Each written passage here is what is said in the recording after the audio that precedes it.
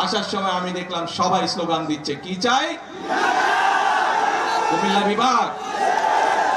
ঠিক আছে,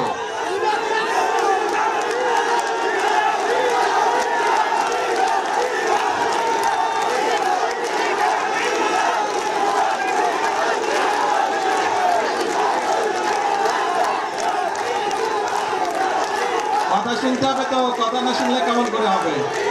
কথা কি বলি শুনতে হবে তো মনোযোগ দিয়ে। এই দাবিটি যদি চিল্লালে লাভ হবে না ভাই, ঠান্ডা মাথায় কথা শুনতে হবে।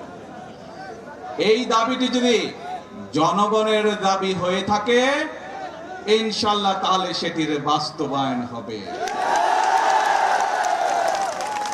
আর আপনারা দেখেছেন দেশ গঠন, সরকার গঠনের পরেই আমরা নির্বাচন আগে বলেছিলাম সারা দেশে কৃষকদের যাদের কৃষি ঋণ 10,000 টাকা পর্যন্ত আছে সুদ সহ সেই ঋণ আমরা মওকুফ করব যদি আমরা সরকার গঠন করতে পারি।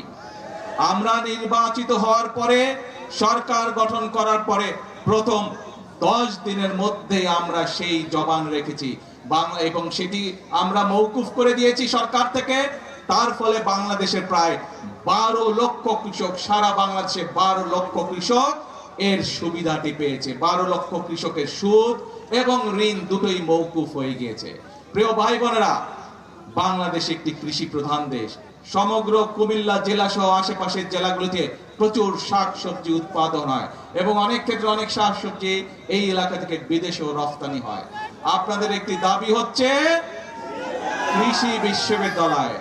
আমি আগামী কয়েকদিনের মধ্যে শিক্ষামন্ত্রীর সাথে কথা বলবো এবং সবকিছু বিবেচনা করে আমরা উদ্যোগ গ্রহণের চেষ্টা করব যত দ্রুত সম্ভব। এই বিষয়টি আমরা চেষ্টা করব ইনশাআল্লাহ বাস্তবায়ন করার জন্য। কিন্তু কথা একটা আছে, ধৈর্য ধরতে হবে। ধৈর্য ধরতে হবে। বিগত 17 বছর যে স্বৈরাচার ছিল, এই স্বৈরাচার যেমন দেশের মানুষের উপরে অত্যাচার করেছে, নির্যাতন করেছে, গুম করেছে, খুন করেছে, মানুষকে গুলি করে হত্যা করেছে, মানুষকে গুলি করে জখম করেছে, একই সাথে এই দেশের মানুষের অর্থ সম্পদ তারা বিদেশে লুটপাট করে পাচার করেছে। জানেন তো নাকি?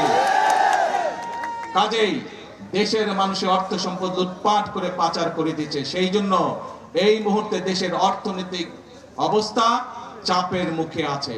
সেজন্যই আমাদেরকে কষ্ট করতে হবে, আমাদেরকে পরিশ্রম করতে হবে এবং সেজন্যই আমাদেরকে ধৈর্য ধরতে হবে।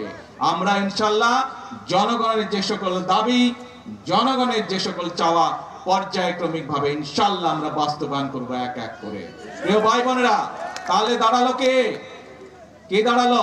কথা একটাই, আপনাদের শক্তি, জনগণের শক্তি হচ্ছে আসল শক্তি। ভাই আমি তো বাংলায় বলছি, আমি তো ফার্সি ভাষায় বলি নাই, চাইনিজ ভাষায় বলি নাই, বাংলা ভাষাই তো বলছি বিভাগের ব্যাপারে। তো ভাই চিৎকার করছো কেন? এখন তাহলে দাঁড়ালো কে? আমরা বলি জনগণই হচ্ছে বিএনপির সকল রাজনৈতিক ক্ষমতার উৎস। শুনেছেন কথাটা আপনারা?